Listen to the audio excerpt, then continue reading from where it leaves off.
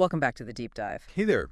So today we're really digging into the NVIDIA GeForce RTX 4050 mobile GPU. You see it everywhere in laptops now. Yeah, it's kind of the entry point for their latest RTX 40 series on the go, right? We've looked at a load of tech analyses, spec sheets, benchmarks. The whole 9 yards. And our goal really is to cut through the noise. What does this 4050 actually bring to the table? Who should be considering it? And crucially, what are the potential pitfalls? Right, because it's interesting, sometimes it performs surprisingly close to the older RTX 3060. Which is pretty impressive for a 50-class card. And then there's that DLSS 3 frame generation thing. That sounds like a game changer. It really can be. But first, the basics. It's built on NVIDIA's Ada Lovelace architecture. Okay. And made using TSMC's 4N process. That's basically a custom 5mm process for NVIDIA. Super efficient. More efficient means better battery life, maybe less heat? Generally, yeah. Inside, you get 2560 CUDA cores, 80 texture units, 48 ROPs, plus the dedicated cores, 80 tensor cores for AI stuff, and 20 ray tracing cores. Okay, let's pause on the memory. It's got 6 gigs of GDDR6 VRAM. Sounds decent enough for 1080p. It usually is, but the interface is only 96-bit wide. Ah, okay. That sounds narrow. Is that a bottleneck? It can be. It's definitely a cost-saving measure, along with the PCIe 4.0 running it by 8 lanes instead of by 16. But NVIDIA put in a pretty hefty 12-megabyte L2 cache. Cache helps how? Think of it like a really fast, small storage space right on the chip. It keeps frequently needed data close by, so the GPU doesn't always have to go out to the main VRAM over that narrower 96-bit road. Helps compensate. Gotcha. So a clever trade-off. What about power? I hear TGP is everything with these mobile GPUs. Absolutely critical. The RTX 4050's TGP total graphics power can range from a tiny 35 watts all the way up to 115 watts. And then there's dynamic boost on top of that. Wow. So the same named GPU could perform vastly differently. Massively different. We'll definitely come back to that. Clock speeds also vary with TGP, from around 1140 megahertz base up to potentially 2370 megahertz boost. Okay, let's talk tech features. DLSS 3, you said frame generation. Yeah, this is the big one for Ada Lovelace.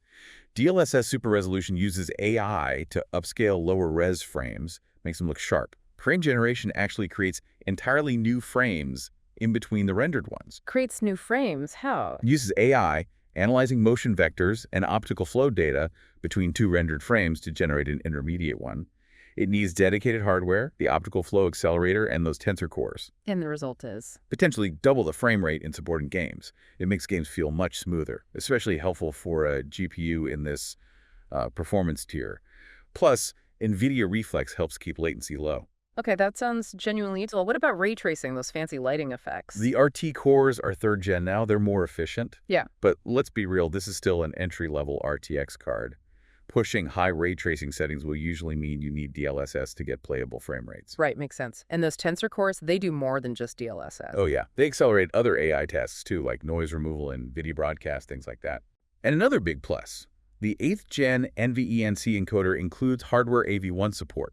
AV1 encoding, why is that good? It's way more efficient than the older H.264 standard. So if you're streaming or recording gameplay, you can get better image quality at the same bitrate or the same quality using less data. Great for creators. Okay, nice bonus. So tying it all together, performance. You mentioned TGP is key. How much difference does it really make? Huge difference. Like looking at synthetic benchmarks, a low TGP 4050 might score way lower than a high TGP one. In real games at 1080p, it generally beats the old 3050 Ti pretty handily. And versus the 3060? It often gets surprisingly close, especially in non-DLSS 3 scenarios. But that 6GB VRAM, it can be a limit in some brand new, really VRAM-heavy titles, even at 1080p high setting. The memory strikes again? Sometimes. But then you turn on DLSS 3 in a supported game like, say, Cyberpunk 2077, and suddenly the 4050 can blow past the 3060 thanks to frame generation. It's a massive uplift. But remember, the laptop's TGP and cooling solution dictate whether it can sustain that performance. Right. You got to check that TGP number. Yeah. Always. So what kinds of laptops are we seeing this in? All sorts, really. Budget gaming laptops like an Acer Nitro V, or maybe a Lenovo LOQ might have mid-range TGPs, maybe 75W or 85W. Okay. Then you get thin and lights, maybe creator-focused ones like a Dell XPS 14. They might run it at a much lower TGP, like 35W or 45W, to keep it slim and cool. Performance will be lower there. Naturally. And then some chunkier gaming models, maybe an MSI Katana or HP Victus, could push it up towards that 100W or 115W limit for maximum performance. build quality screen, ports, all that varies wildly too, of course. So price-wise, what's the ballpark? You're typically looking somewhere between maybe 700 and 1,200 US dollars. Hmm. In India, maybe around 65,000 to 95,000, give or take. They launched early 2023 and are still widely available now, well into 2024, likely sticking around. How does it compare value-wise, say, versus stepping up to an RTX 4060? The 4060 is a noticeable step up in performance, usually comes with 8 GB VRAM too, but you pay more. Compared to the older 3060, the 4050 wins on DLSS 3 support and that AV1 encoder. Performance can be close, but those features matter. And looking ahead, any whispers about what's next? There are rumors the next-gen 50-class card, maybe an RTX 5050, might be positioned higher price-wise. If that happens, this 4050 could actually remain the go-to budget RTX option for quite a while. Interesting. So the final verdict. If someone's looking at an RTX 4050 laptop, Check the TGP. Seriously, find out the specific wattage for that exact model.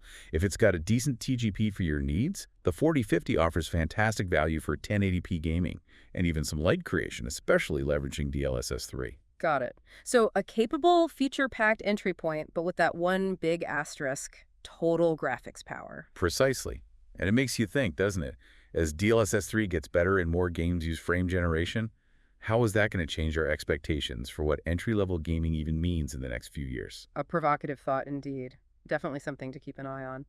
Well, that's our deep dive for today. Hopefully that helps clear things up on the RTX 4050. Yeah, hope it was useful. Remember to check those specs. Thanks for tuning in. I've included links with more details in the description below, so be sure to check those out. And while you're at it, don't forget to subscribe to our channel, Deep Dive, like the video, and ring the bell for more helpful content. Thanks so much for watching, and have a great day ahead.